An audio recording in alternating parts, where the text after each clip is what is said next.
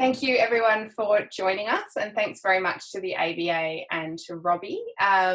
We are bringing you a very brief introductory session to two big text blockbuster titles which we're very, very excited to be publishing in 2021. The first is debut author Lorraine Peck's The Second Son, which we released on the 2nd of February in 2021. Bound proofs are available now, so please let me know if you haven't got one and would like one.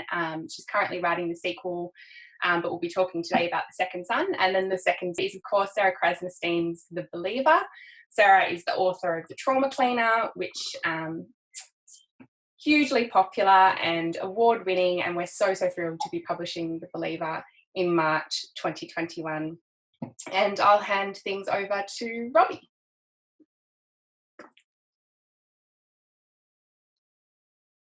Brilliant. Thank you, Steph. And Sarah, Lorraine, thank you very much for joining us. Thank you Welcome. for having us. Thank you for having us. Yeah. Firstly, Lorraine, this is your first book. Very exciting. It's hard to write a book, having tried myself, and it's even harder to get one published. So you should be very happy about the achievement in and of itself. And Sarah, obviously, The Trauma Cleaner launched you to a global readership, which is incredible. But before we talk about your books and you tell us about what's coming out, I think you've both led quite fascinating lives prior to getting into the literary world. And I wondered if you could tell us a bit about what's led you to this point and how that has informed your writing. And perhaps we'll start with you, Lorraine, as the new author. Oh, thank you. Well, I always wanted to write the kind of book I love to read, and I love crime. And to that end, I probably should have become a journalist or a detective or a forensic psychologist or studied criminal law like Sarah, for instance. That would have been really useful to me. No, I became a magician's assistant. And then I learned, well, it's all about illusion, distraction, you're telling a story. Then I became a blackjack dealer, and then I tended bar and managed restaurants all over the world. And then I kind of fell into a sales job in the movie industry, which was a lot of fun, very entertaining, not as glamorous as it sounds. And that segued into a marketing role. And that's where I really kind of found my niche. And I guess that's because marketing is all about telling a story. And about 4 years ago, this really loud voice in the back of my head that had been telling me for years to write a book was getting really loud. And the universe provides. The Dry by Jane Harper fell into my lap. I love that book, and I really love a book. I don't want it to end, so I'm reading the acknowledgement section at the back, and she talks about the Curtis Brown creative writing course out of London online. And I thought, ooh, that'd be really good. Why don't I do that? So I sent off my work, I applied, and I was selected, which was amazing. And so that's September 2017, and that course was incredible. I made friends that I'll have for life in that course. And at the end, you get to submit your work to one of the agents at Curtis Brown in London. And of course, I chose Alice Lutchens because she's Jane Harper's agent. And I sent off my work. And luckily for me, she fell in love with The Second Son. And next thing I know, she's reaching out to Pippa Mason, my agent here in Australia. And I've got David Forer at Inkwell in New York. And I'm sitting across the table from various authors, the boardroom table in Curtis Brown in Sydney. And I really just fell in love with text publishing with Penny Houston and Michael Hayward. We were simpatico. And I felt that the right choice was to go with a major independent Australian-owned publishing house, and that brings us up to date, really. Well, you're in good hands at text. As a bookseller for, I said before to you guys, decades, text are always really good to work with, particularly for independent booksellers. That I think it's simpatico, as you say. So, Lorraine, you've always been sort of in entertainment, really? Yes, I guess you would say so. I used, Absolutely. Yeah. I used to love telling my staff that we're in the entertainment industry, whether it's serious literature or knowledge and nonfiction, it's still a version of entertainment. It should be fun to be in. So, Absolutely. It's reading is my favorite form of entertainment. Yeah, my favorite sport. music to my ears. Sarah, tell us about yourself. What don't we know? I have nothing that interesting. But before I bore you with it, I wanted just to take a minute. I don't get a chance to speak to booksellers en masse at all, really.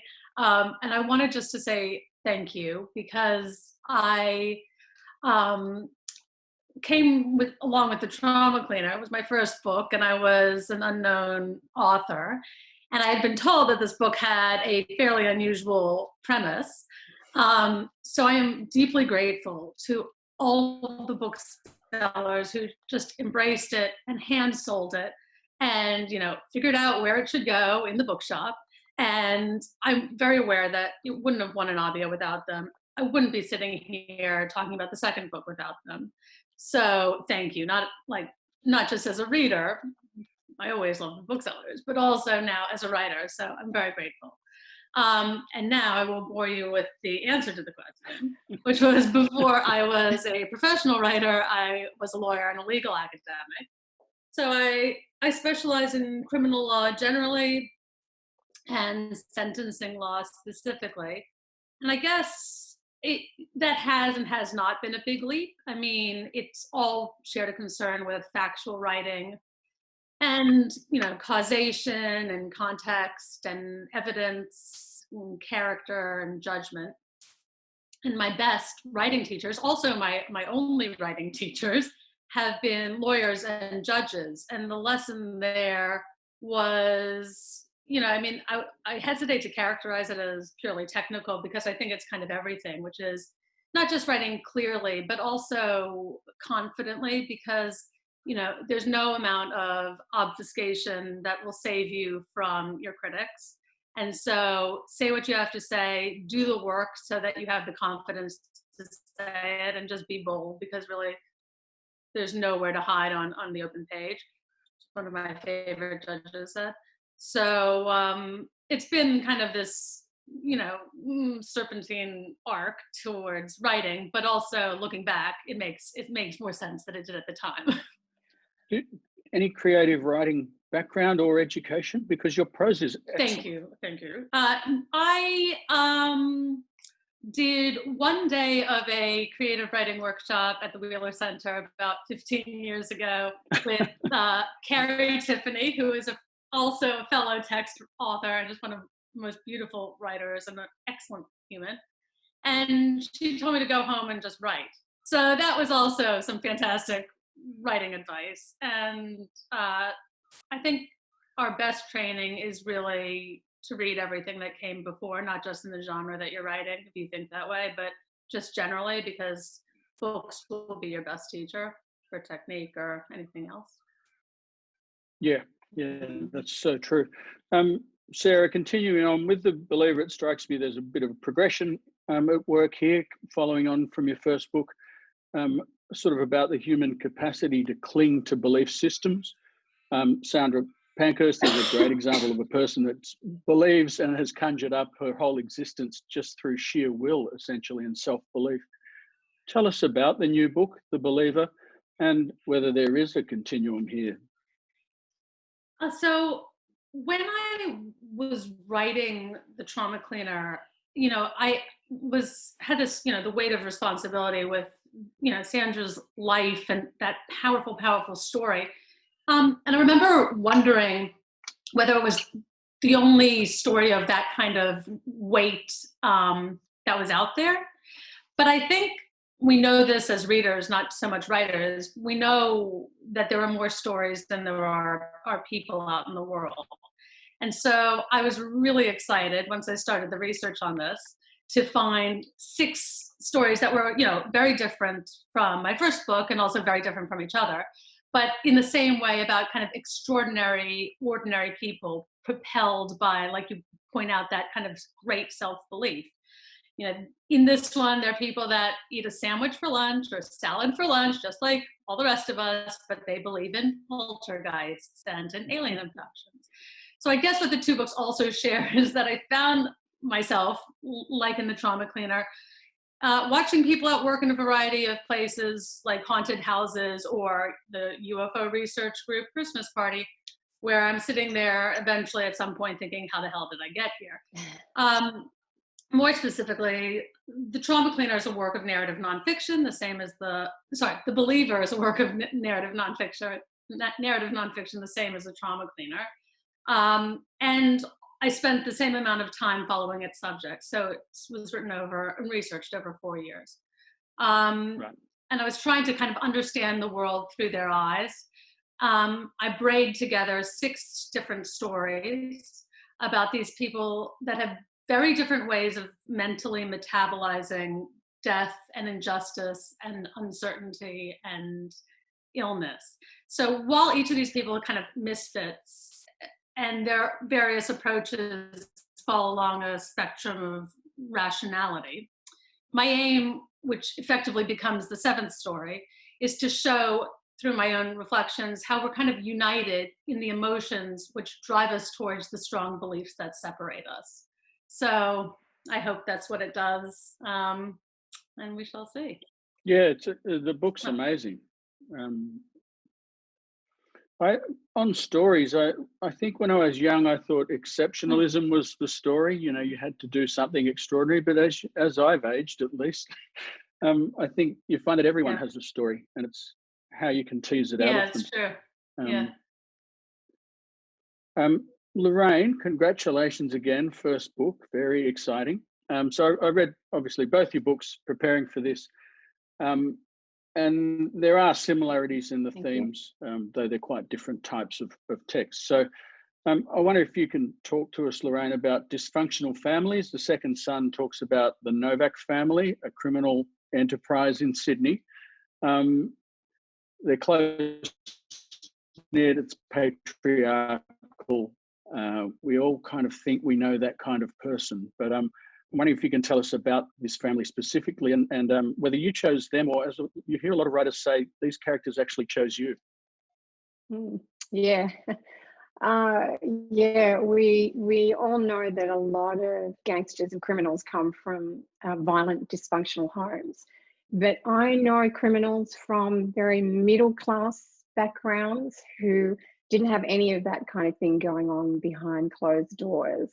But I think we all love gangsters. We're obsessed with them. They're very tribal, and because of that, you know, gang warfare can just break out in a heartbeat. And I was married to a career criminal who was trying to go straight, and he did really well at that right up until the end. And then I married a man who was absolutely destined to be a criminal, who came from a violent, dysfunctional home, but you know, he managed to escape. And I guess the second son is being referred to as a modern day godfather, for which I'm extremely flattered and grateful. And I guess if there is some parallels, you know, you've got the Novak family, Croatian family, working the streets of Western Sydney. And with the Godfather, you've got a Sicilian family, the Corleones, working on the streets of New York. And the second son, Johnny Novak, is born into a crime family, just like Michael Corleone is born into his crime family.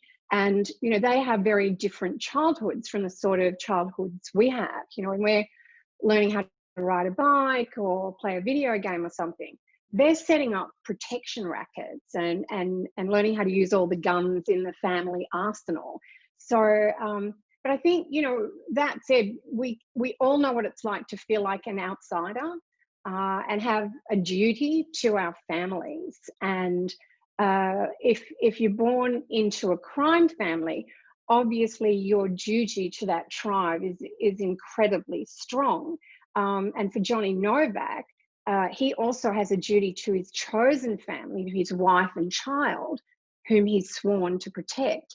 And when the needs of these two families become mutually exclusive, shall we say, then his world is torn apart, and it becomes a battle between his duty for one family or the other. And it's also a story, I guess, about tightly held secrets and murder and kidnapping and drug heists and mayhem and violence, because it's a crime thriller. It does have it all, yes. Yes, but it's also a story about love and fear and redemption and hope. And I guess the question I kept asking of Johnny Novak throughout this book, and it's a question that I often ask my husband, also Croatian, born in Australia, is how did you get out? And the question I asked Amy Novak, his wife, who has a tightly held secret that drives her throughout the book, I ask her, will you stay? So that kind of summarizes the give book away the in secret. a way. No, no spoilers there. There's a great line from the TV show The Wire, where I love The Wire. Omar, he says to Bunk Morlin, he says, a man has got to have a code. And that is such a thing with crime families and criminal organizations. And I think that's the thing that really draws us to it, that they do have, despite the terrible things they do, some principle. Absolutely. Honor amongst thieves. There you go. And and the criminal code. Absolutely. And it's a blood code. And you've got that tribal element. I think you can't overemphasize how important it is to be part of a tribe. You've brought a fair bit of your own life to this, then, your own life experience. I guess, I was married to a career criminal, and I'm now married to a man who escaped his criminal past. Stead, my husband, he was born in the western suburbs into a Croatian family, and although it wasn't a crime family, but he was dyslexic and left school at 14. And in his own words, he would describe himself at that stage as a thug, destined for a criminal life. And he chose in his teens to set down another path towards becoming a legitimate businessman, which was really smart because most of his colleagues and friends from that time are either in jail or dead. So he changed his destiny, and that's sort of what interests me about the character of Johnny Novak. Is how do you get out? It's not like if we decide to join the gym, we join the gym. If you decide to leave your crime family, you can't join Criminals Anonymous, because the first tenet will be don't hang around with criminals. But how do you not hang around with criminals if your whole family are thugs? It's just really the hard. Novaks, it's an intergenerational thing, isn't it? It just is passed down. No Absolutely. one knows anyone who's not a criminal, so to speak. Yeah. No, that's right. Yeah, even the women by omission, by keeping, their eyes averted, shall we say? Yeah. Wow. Thank you. This is fascinating. Sarah, we better talk to you as well. It strikes me as counterintuitive that to be able to function in the modern world and yet cling to belief systems such as what you're writing about, creationism or the paranormal, ghosts, etc. Your investigation into our capacity to hold these, what I think are contradictions, does it scare you? Does it give you hope? And can you give us an example or two from the book that might have really stayed with you? Yeah, sure. So it's funny, I approach now each of my books with kind of this fascination with the story itself before I have any idea of where it's going or what it says in larger kind of meta terms. I think more at the level of detail. And now just looking back at the completed manuscript and what's going on in the world, it's funny because I think that the current moment we're in is one where, you know, we've never been as technologically advanced as we are now.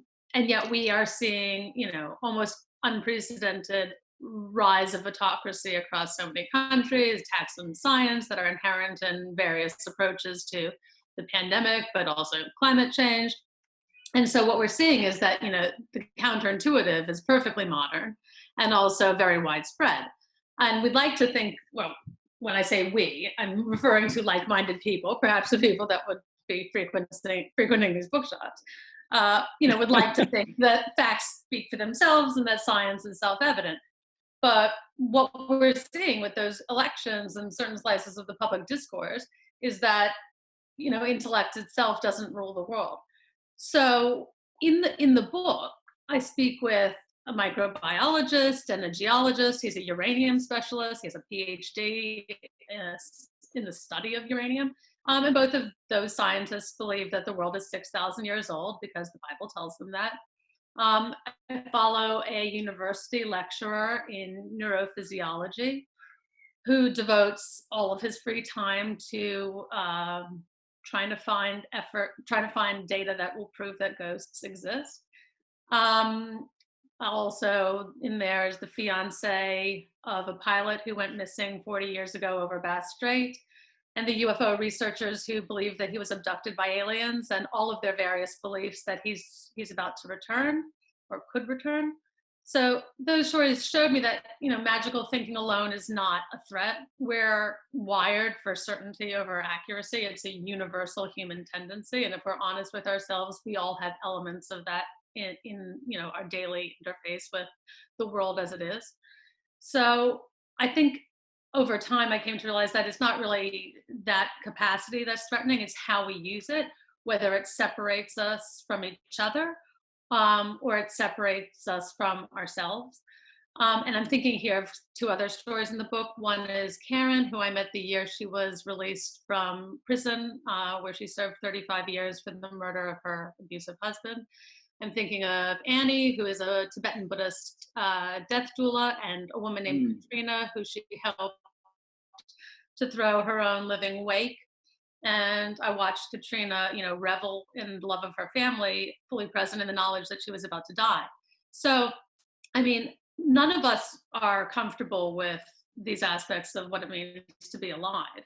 And we all race towards denial and blame and anger and distraction. But I learned by watching these people that those feelings are not incompatible with kind of intellectual and emotional honesty and pure joy as well. So I started to see that, like, if we can hold in our minds two opposed truths in a way that draws us together rather than separates us, that really has the capacity to save lives. Yeah, so I forgot where we started. That's okay. It's sort of about heuristics in a way, isn't it? I mean, because that's the way we get by. Yeah. And it's really what the heuristic It's true. And, is. you know, it doesn't work, so we do it harder. And instead of kind of taking a step back and really thinking, well, what's the goal here? And maybe, you know, if we dropped it, we you know, it would actually offer a different way of being in the world, a richer experience. Talking about the character that's about to die, that's something we just don't deal with well. And obviously your first book covered that as also, and we really need to be much better at acceptance of difference, don't we? And we seem to find that out when it's too late. The old joke, you know, no one on their deathbed said, I wish I'd worked more. Exactly. You know? They said, I wish I'd spent more time with my family or something like that. So yeah, our rational side gets in the way sometimes of the Very important much so. things. Yeah. Now, Lorraine, you put characters in compromising and odd situations too. You talked about Amy. She's the non-criminal background aspect to this dual narration. Can you tell us about Amy's story? Because she becomes stronger and has a reckoning, and then she realizes she's much more capable than, in fact, she starts off thinking. That was my reading of Amy anyway. Can you tell us about her? Yeah. Thank you, Robbie. That That's great. I'm glad that you could see her, her journey arc in that respect. She, like most of us, we're quite good at compartmentalizing, and Amy comes from a nice middle class Aussie home, and she falls in love with a gangster and marries him, much against her parents' wishes. And my friends like to point out to me that sometimes it seems like Amy might be a little like me, because I did fall in love with a gangster. And well, he wasn't really a gangster. He was a career criminal. He would consider himself a businessman who was trying to go straight during the years we were married. And that worked right up to the end. But the first draft of this book, The Second Son, I wrote from Johnny's point of view as I was sitting on his shoulder. And my female characters were flat as cardboard. And during the course, I wrote one scene from Amy's point of view, the scene where she meets Johnny. And I submitted that as an exercise, and everyone was like, "Oh, we love Amy, give us more Amy." And she took over half the book, right? Because she's a bit chatty. And I guess every story, we can always see a story from more than one side, right? So she gives us stuff that Johnny doesn't tell us about. Is she telling us everything? Maybe not. Whereas Johnny is absolutely a straight shooter. He tells it like it is. He's actually, it's very helpful to me that I kind of based Johnny's voice on my husband's stead, which was really useful in the editing process.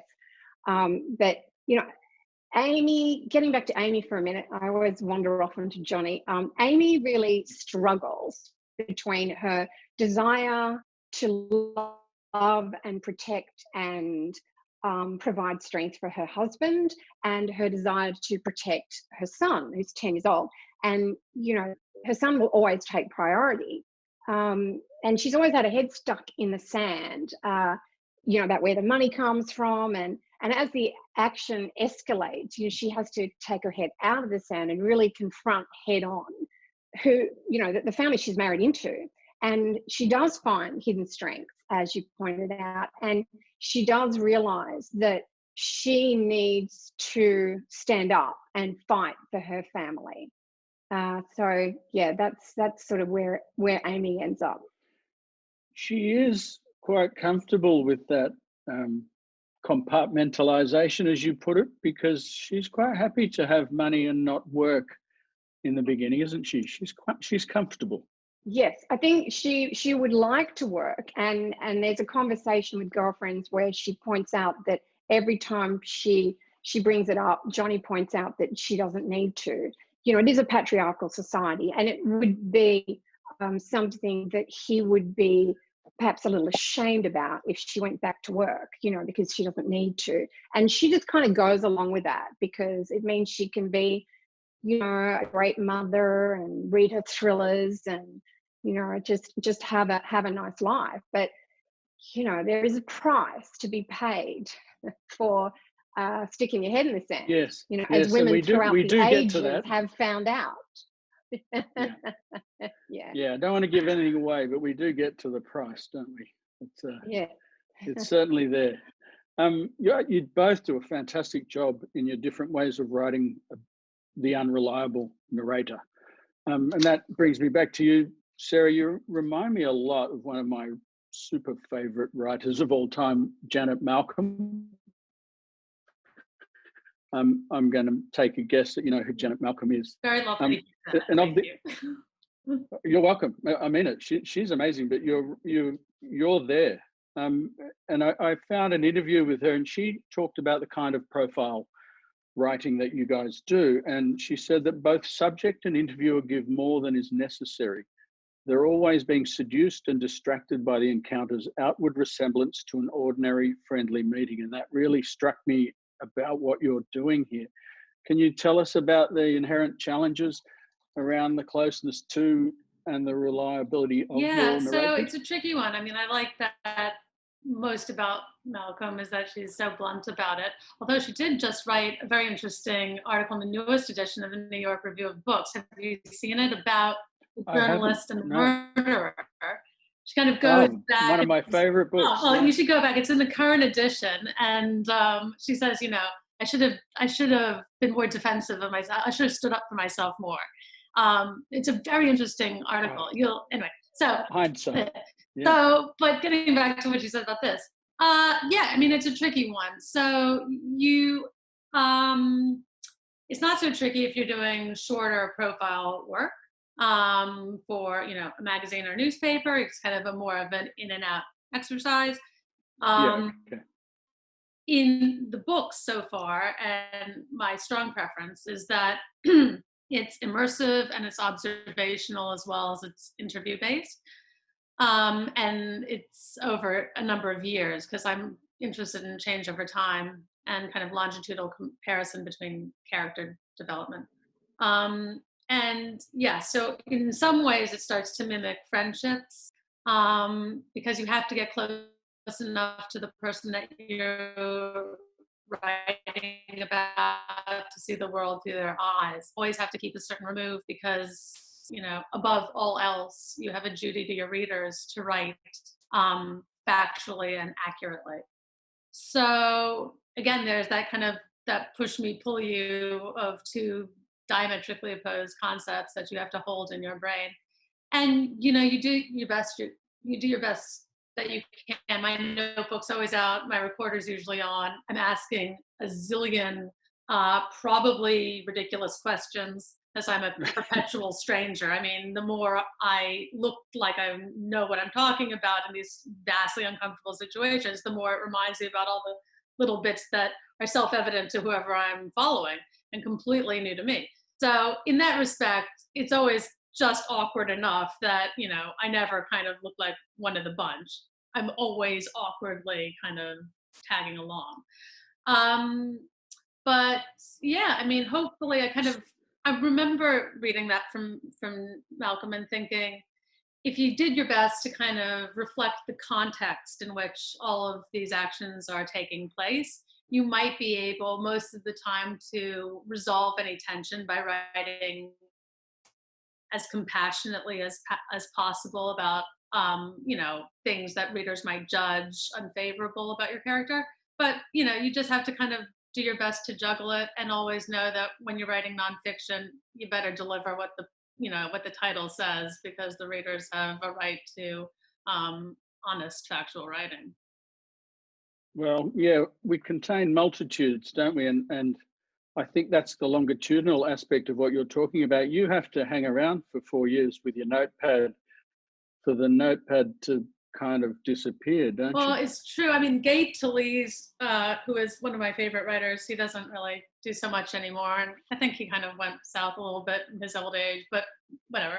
In his glory days of writing, Sinatra Has a Cold, 1950s, 1960s, Esquire, GQ, Yeah. Playboy. Yeah, he's awesome. Yeah. He has he did a workshop. I think he was well into his 80s by the time he did this workshop. And he says, you got to hang around. You hang around so long, you forget you're a writer. People forget you're a writer. They forget you exist. You're just hanging around. It is the art of hanging around. So it does, but you know, hopefully, I mean, so far where I've chosen, it's so clear that I'm not, you know, one of the people where things are going on, because I'm always asking fairly remedial questions. That kind of helps you wearing a sign on your head that says I'm an outside. Yeah.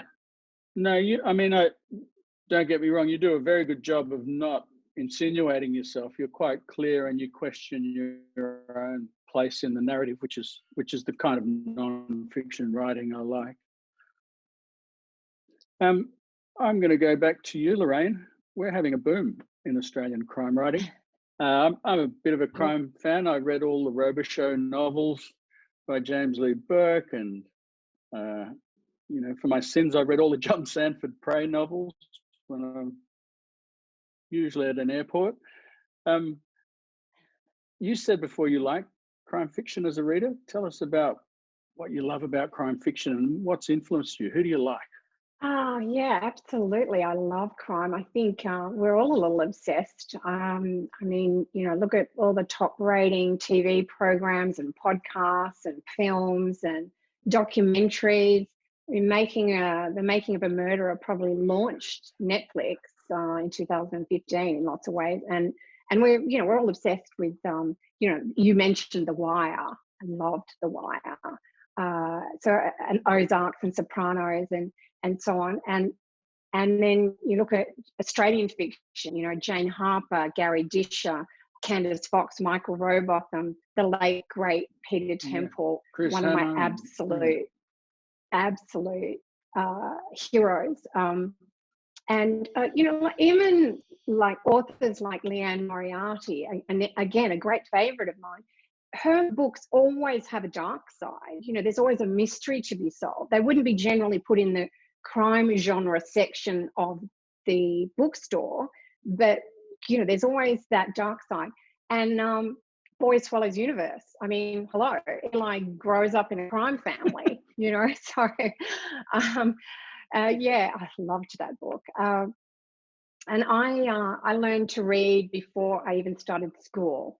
I was quite precocious, and I started reading crime at around 11. I'd filch books from my mum and dad's bookshelves. I think From Russia with Love. I was obsessed with Bond early on there. I wanted to be Honey Rider, and then it just grew from there. I'm always that girl with one book in hand and 6 books spare. Like, my to be read pile is always huge, because to be caught without a book is, yeah. I mean, that's like my worst nightmare, being caught without a book. I just couldn't stand it. And I love crime particularly, probably because it's fascinating, and I love it when a book is very character driven, and you can fall in love with characters, and you can hate them passionately. Like in The Second Son, Johnny Novak's father, Milan, like the godfather of family, is, I mean, I love Milan. He is so hateful. He's a really, really bad man.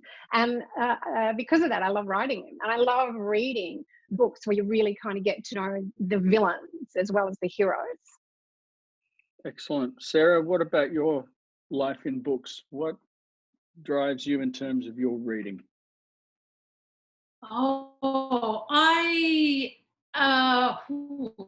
I'm not particularly. Sorry to put you on the spot. I know, I'm not particularly current. So I'm always reading something that looks like I rescued it from an archaeological dig, and then wanting to talk about something that other people have known about for many, many years. I mean, at the moment, I'm working my way through the entire back catalog of John McPhee.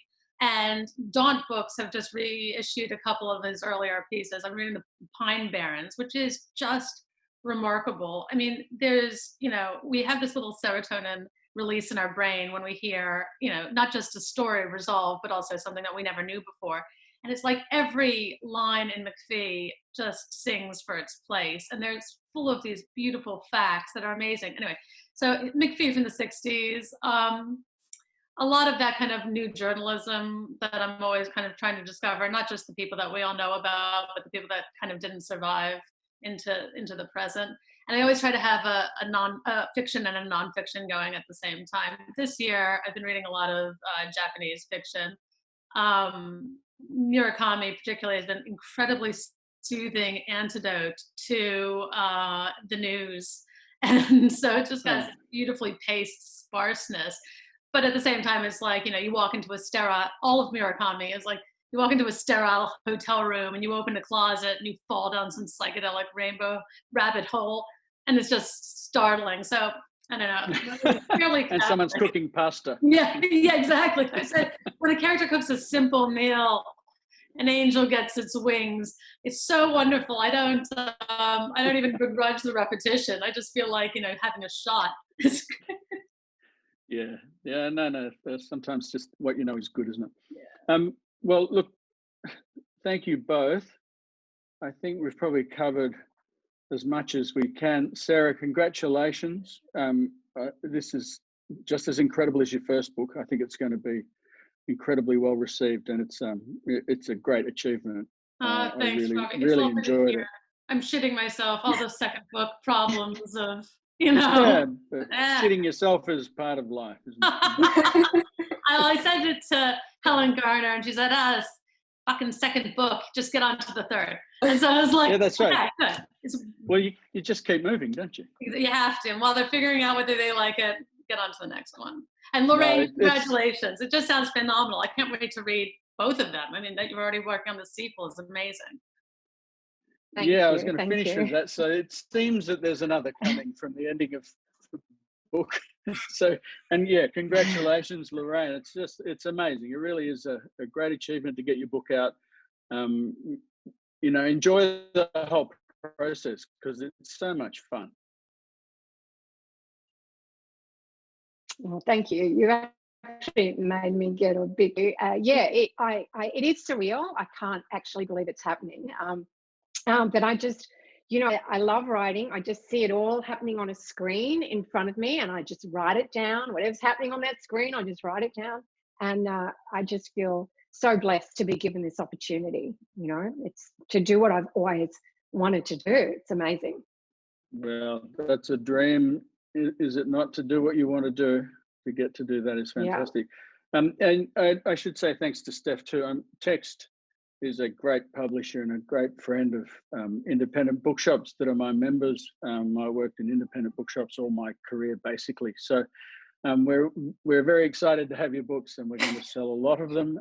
And I think I should hand over to Steph now before I get too carried away. But it was amazing to meet you both. Thanks, Robbie. Thank you. Thanks, Robbie. Thanks, Robbie. Nice to meet you, Sarah. Lovely to meet you. Lorraine, enjoy.